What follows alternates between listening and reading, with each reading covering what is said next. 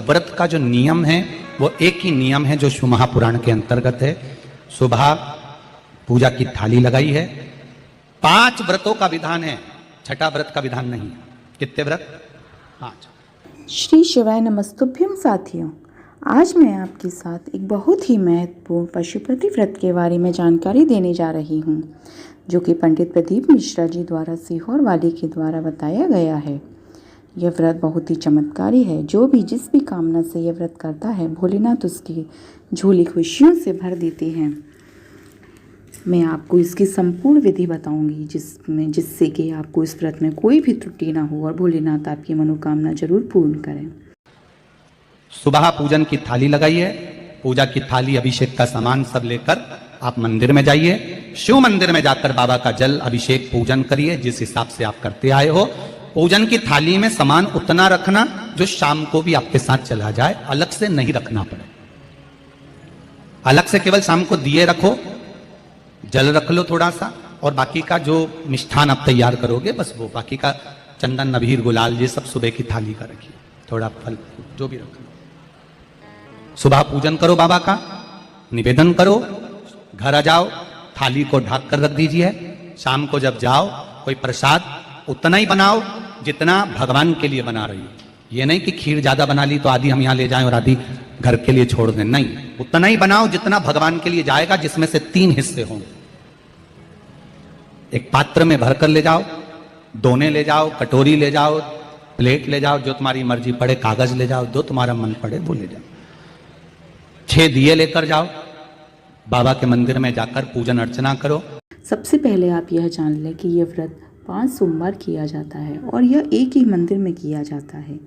जैसे आपने किसी एक मंदिर में किया तो फिर आप दूसरा तीसरा सोमवार किसी दूसरे मंदिर में नहीं करेंगे, आप उसी मंदिर में करेंगे। और ये आप चाहे जब भी शुरू कर सकते हैं, चाहे आप किसी भी सोमवार से, चाहे आप शुक्ल पक्ष का हो, चाहे कृष्ण पक्ष का हो, ऐसा कुछ भी नहीं है, आप कभी भी शुरू कर सकते हैं।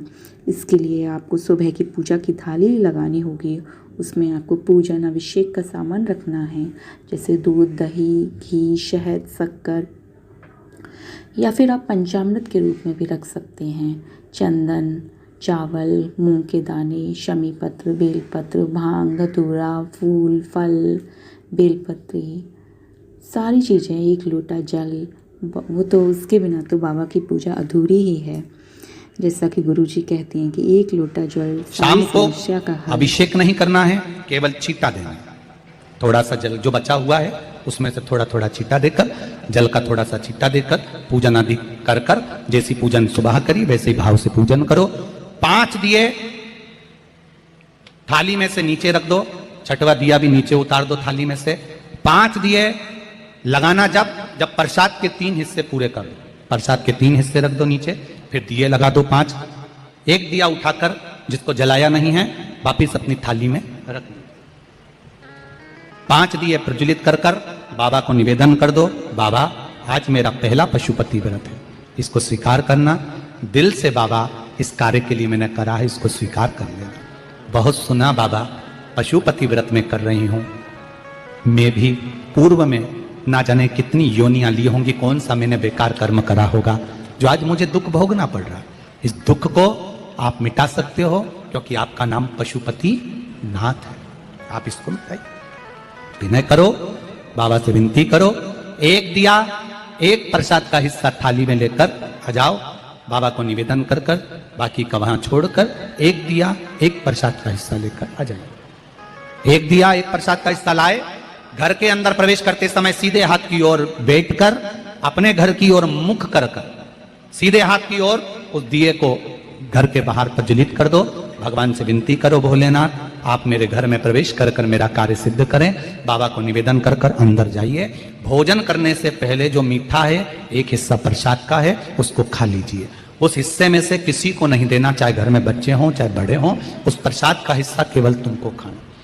पहले प्रसाद खाइए, उसके बाद में फिर भोजन करिए। एक समय फलाहार कर सकते हो, दूसरे समय भोजन कर सकते हो। इसमें जरूरी नहीं कि आपको मीठा ही खाना है। शाम का जो प्रसाद बनेगा वो मीठे का ही भोग लगेगा।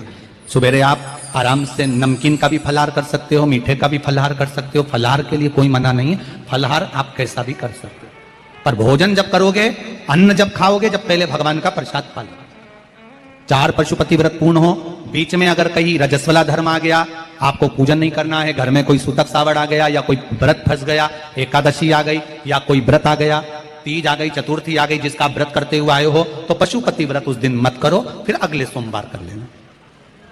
3 हो गए, 1 रह गया बीच का, उसको अगले में करो, वो चौथे में गिनती में आ जाए। 5वां छूट गया, कोई बात नहीं, 1 महीने बाद तो होगा, 8 दिन बाद तो होगा, 15 दिन बाद तो होगा, फिर उसको गिन लो, 5वां हो जाए।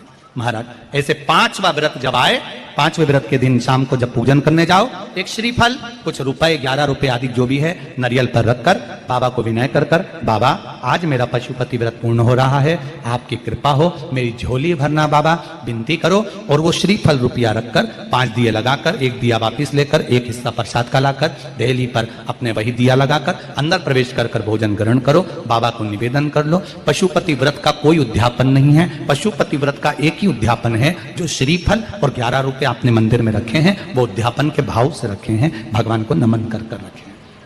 ये पशुपति व्रत। अब दुनिया के लोग इसको पशुपति व्रत को कहीं इतनी बत्ती लगा दो, तो इतनी बत्ती का दिया लगाओ, तो ऐसा करो, तो गलत। उसका नियम जो है वो एक ही, उस नियम के अलावा कोई नहीं। आप प्रेम से करो, स्नेह से करो, उसको दिल से विचारो, मन से विचारो।